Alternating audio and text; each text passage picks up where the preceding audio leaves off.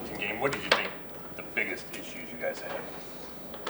I mean, obviously it was the big plays. We had 7 plays where I think it accounted for about 280 yards of offense. And it sort of erased I think we had 58 plays where we gave up like 2.5 yards of play. That's 2.5 yards of play is like insane defense, but it gets offset by those 7 big plays. And, it's the NFL. You're not going to make every one of those 7 plays, but we got to make half of those. If we make half of those, it's a different situation right there. It was an aggressive game plan. I thought the players did a good job with the challenge and everything, but we lost contain a couple times to our left. We missed some tackles, and when it was all said and done, it negated some really good stuff on film. But that's the NFL. Martin Emerson said, this is him talking, he said he doesn't think he's playing as well as he did last year. Is that true, and why do you think that is?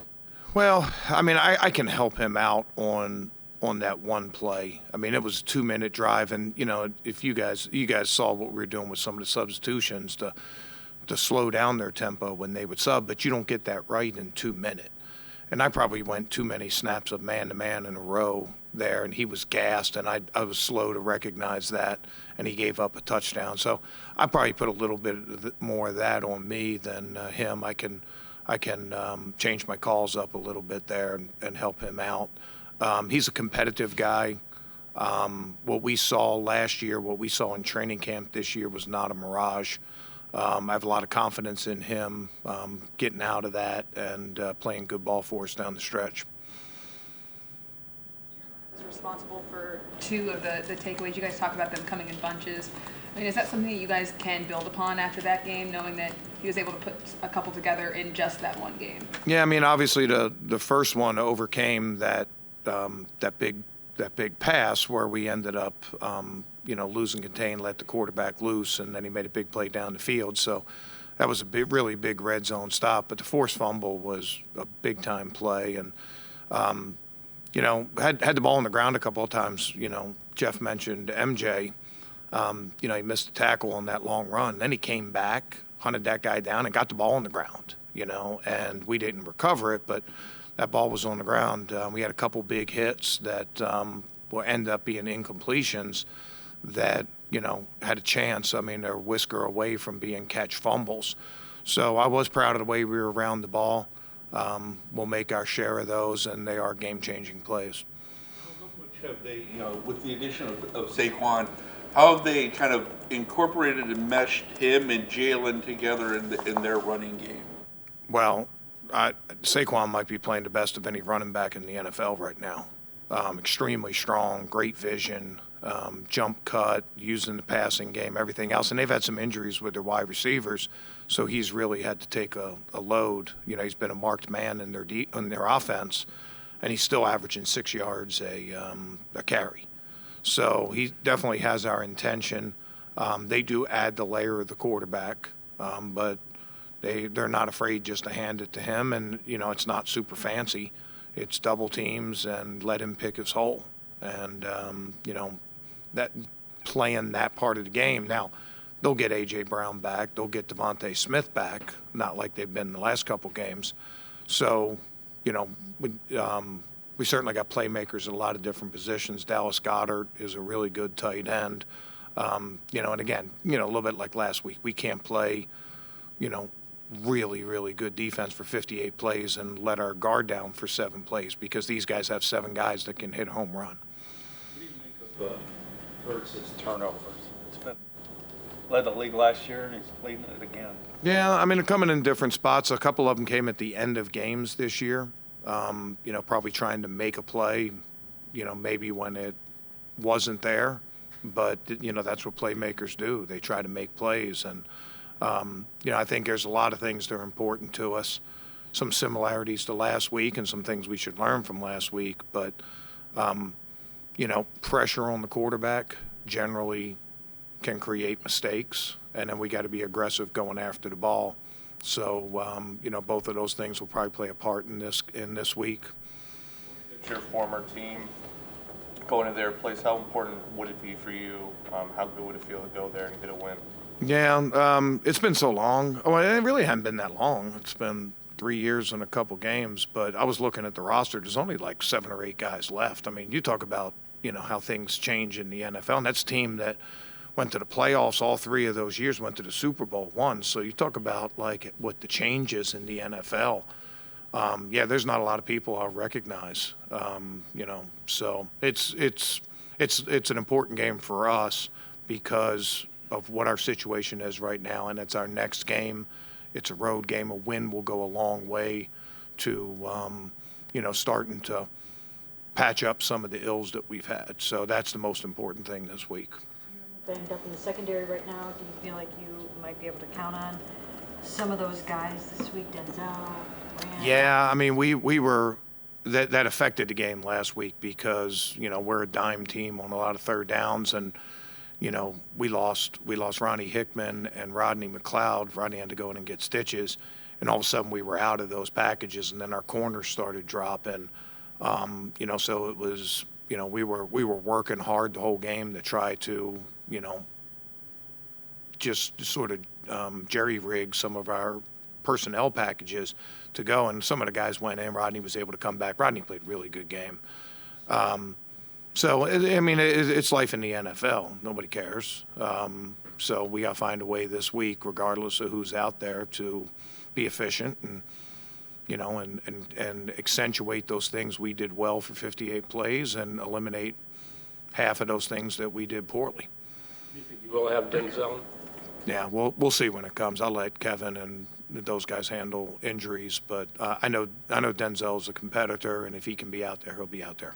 Especially Brown and Smith, those guys are due to come back this week. What impact do you think that'll have on the game? Well, I mean, both of those guys are really good players. I mean, guys that they traded for, gave up first-round draft picks, or drafted pretty early. Different style players. A.J. Brown's a guy that can take a hitch and go 80 yards because he's so strong. He's really strong down the field on his deep balls. He can body players.